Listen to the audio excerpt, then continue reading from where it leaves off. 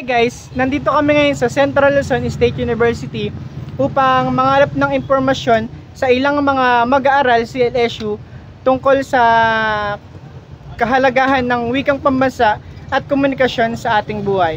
Pero bago yan, ipapakita muna namin sa inyo ang kagandahan ng CLSU.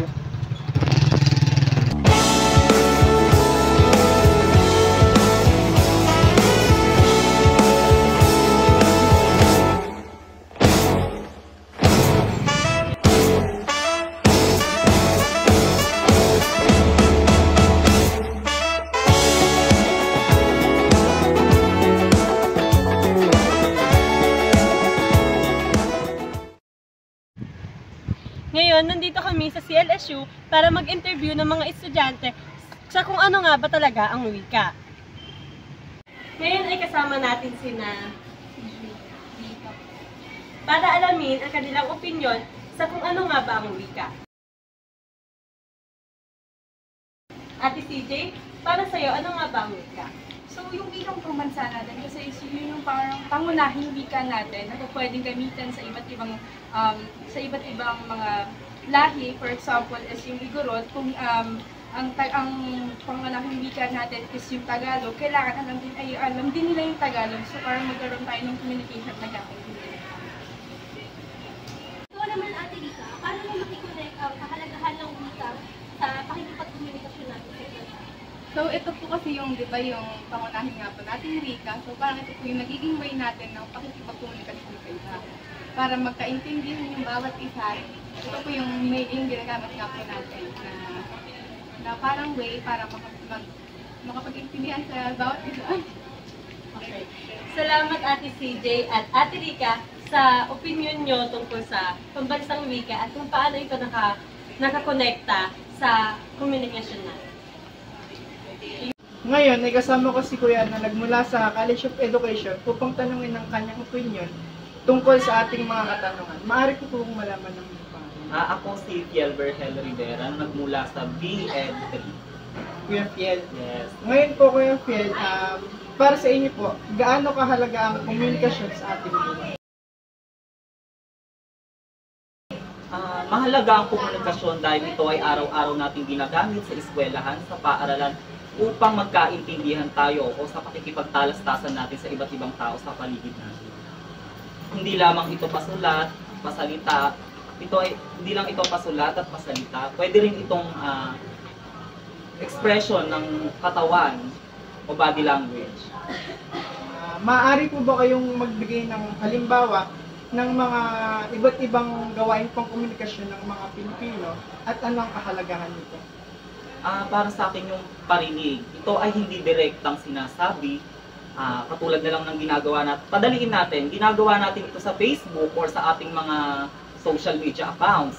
Di ba? May mga hindi direktang ipinapatama sa isang tao o na-express natin ang ating sarili sa pamaraan ngayon. At ang kahalagahan nun upang maibigay ang saloobin natin sa anumang bagay-bagay sa ating paligid. Ngayon naman, kasama natin si Kuya Jaynard upang malaman ang kanyang opinion kung gaano kahalaga ang wikang pambansa.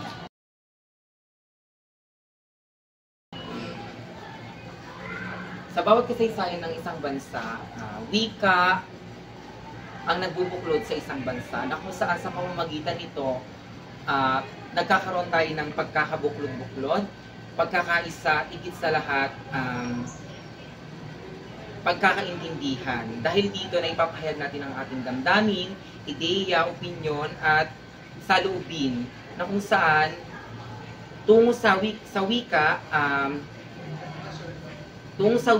magkakaroon tayo ng isang komunikasyon upang magkaintindihan.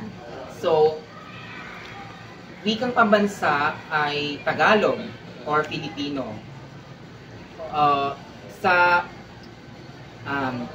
Iba-iba man ang ating dialekto, pero syempre Tagalog pa rin yung pinaka madalas nating sabihin. At doon tayo nagkakaintindihan. Hey guys, nandito kami ngayon sa Kamalig dahil nagpapahinga kami at kaya lang namin mag-interview ng ilang estudyante na nagmula sa Kolehiyo ng Edukasyon sa CLSU.